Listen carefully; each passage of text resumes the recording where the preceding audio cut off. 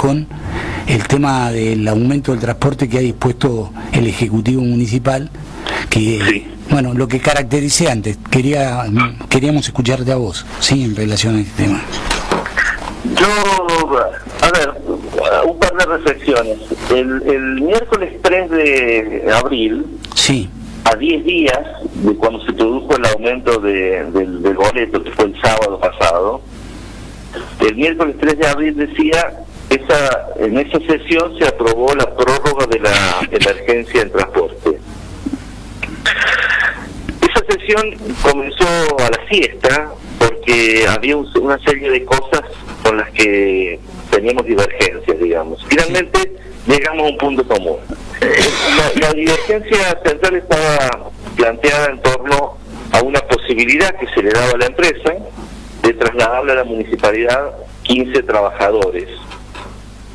15 trabajadores que representarían en dinero, se ahorraría la empresa de no pagar salarios si transfería esos 15 trabajadores en un monto que estaría entre los 700 y los 800 mil pesos mensuales. sí, Lo que decíamos nosotros es que está bien que la municipalidad, que todo el Estado municipal subsidie el sistema de transporte porque es necesario, porque hay mucha gente que depende de él para ir al trabajo o al estudio.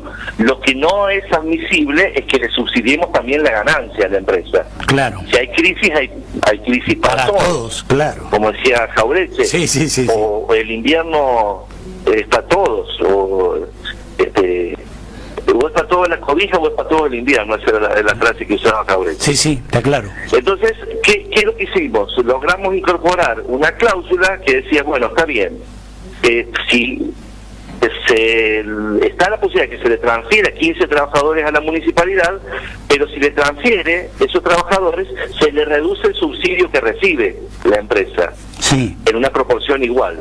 sí, Bueno, se ve que lo que necesitaba el Ejecutivo era asegurarle a la empresa la ganancia de estos entre 700 y 800 mil pesos, porque a los 10 días de que obturamos esta posibilidad, se la asegura por otra vía, que es el aumento del boleto.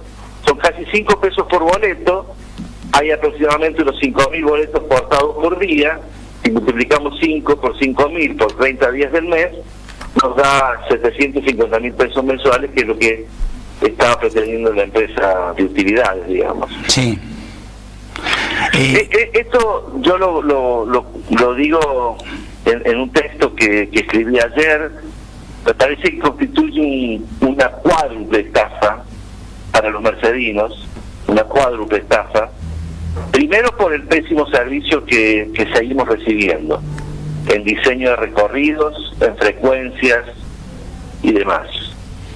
Segundo, porque estamos renunciando a planificar una ciudad más amigable con el pasajero, con el peatón, con el ciclista, como hacen las ciudades en donde se prioriza la calidad de vida. Seguimos pensando en una ciudad para los autos y para las motos, y yo no voy a renunciar a soñar con una ciudad más amigable para los peatones y los ciclistas.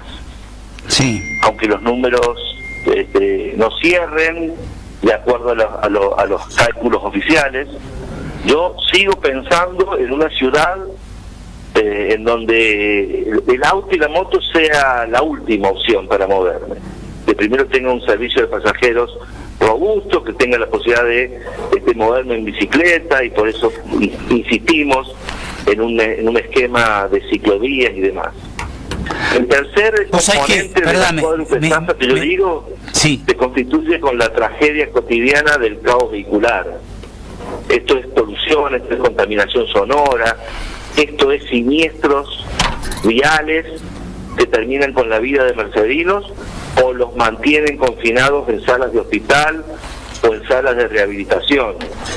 Yo también me rebelo contra eso, que además de ser un drama personal y familiar, esto es lo primero, en la víctima, genera también inconvenientes en lo laboral, en los planes de estudio que siguen esas personas que tienen que cortarlos porque están internados, en las pérdidas materiales también, una moto, un auto, ha sido una inversión familiar que por ahí se destruye en 2 segundos. Y finalmente, primero pongo lo personal y lo familiar, ¿no? La vida, por supuesto, no se puede medir en dinero. Esto es lo primero. Pero también hay un componente económico, porque la cantidad de siniestros viales hacen que colapse el sistema de salud pública. Claro. Y el cuarto elemento, componente de esta cuádruple estafa que yo identifico, es que la empresa nos ha tomado a todos los mercedinos como una especie de socios minusválidos. Claro. Que le aportamos para sus utilidades y su ganancia, lo que no está mal si estuviera del lado de la empresa, pero somos socios en las pérdidas y en la mala calidad del servicio. Es decir, somos socios en las pérdidas y ellos son únicos en la ganancia. A medida que vos vas hablando, estoy leyendo algo que escribiste, no lo sé. Dice: hace menos de 2 semanas prorrogamos la emergencia de transporte en una larga jornada que al final destacamos todos como ejemplar. Se le aseguró a la empresa Solbus, concesionaria del servicio, más de 5 millones de pesos mensuales para cubrir gastos operativos, salarios y demás costos que permitan continuar con el servicio. Habíamos analizado y estudiado el expediente y los antecedentes, discutido, negociado, explorado alternativas, redactado, corregido y vuelto a redactar. Parlamentamos, en definitiva, que es esa la función de esta casa, a la que también se le denomina Parlamento. También arribamos a un cierto consenso sobre la necesidad de avanzar en cambios de fondo sobre el tema movilidad urbana. Ya no se debe seguir emparchando un sistema que hace agua por todos lados y parece tener botes salvavidas solamente para la empresa concesionaria.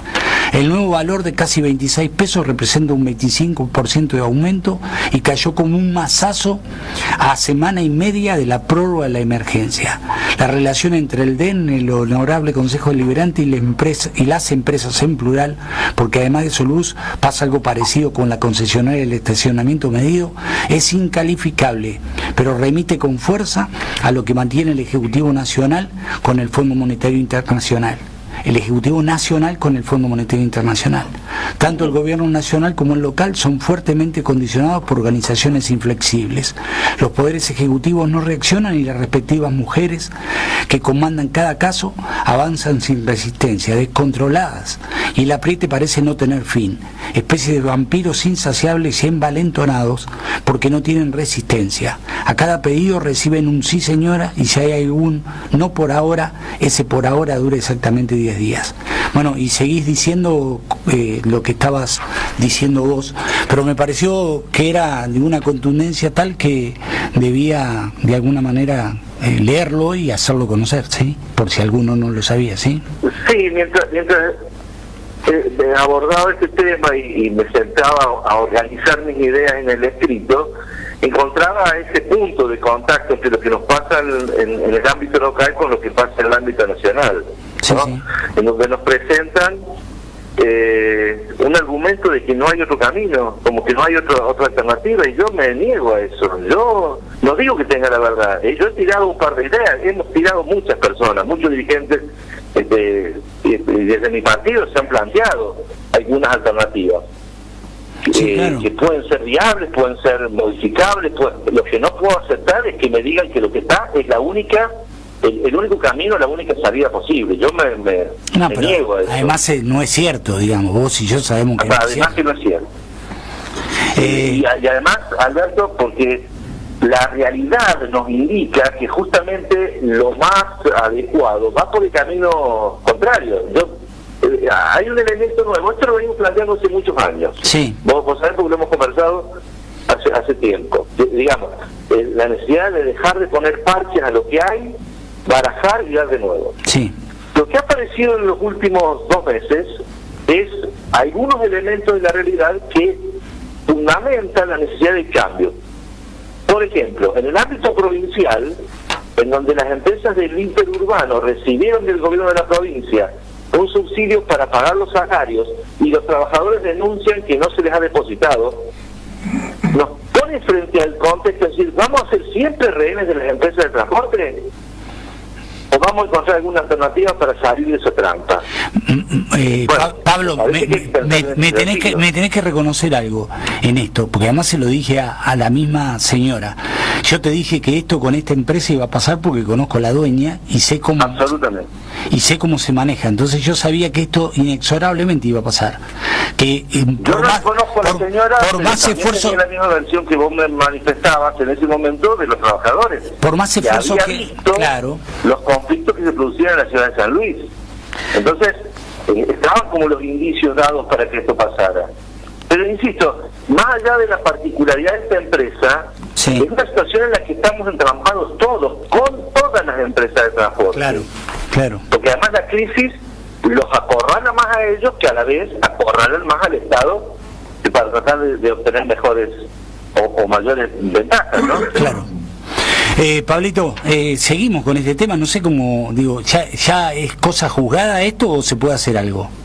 Sí, porque es una decisión solamente del Ejecutivo. No obstante, nosotros mañana vamos a presentar una comunicación, estamos viendo qué formato le damos, sí, pidiéndole al Ejecutivo que anule el aumento, claro, y que convoque a la Comisión de Emergencia, que fue quien diseñó el sistema de emergencia, valga la redundancia, que nos permitió resolver la coyuntura y transitar enero, febrero, marzo, abril, sí, pero que ahora tiene que ponerse a pensar en un nuevo esquema para que empiece a funcionar a partir de junio, cuando termine la prórroga de la emergencia.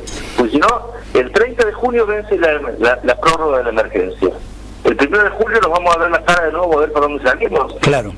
No, lo que habíamos acordado justamente ese miércoles 3 de abril es que nos íbamos a poner a trabajar ya para un nuevo sistema. Además, el 30 de junio ya van a haber pasado las elecciones, vamos a estar fuera de esta vorágine electoral y vamos a poder implementar un sistema que realmente ponga a la comunidad de Villa Mercedes en el centro y no a las finanzas de la empresa.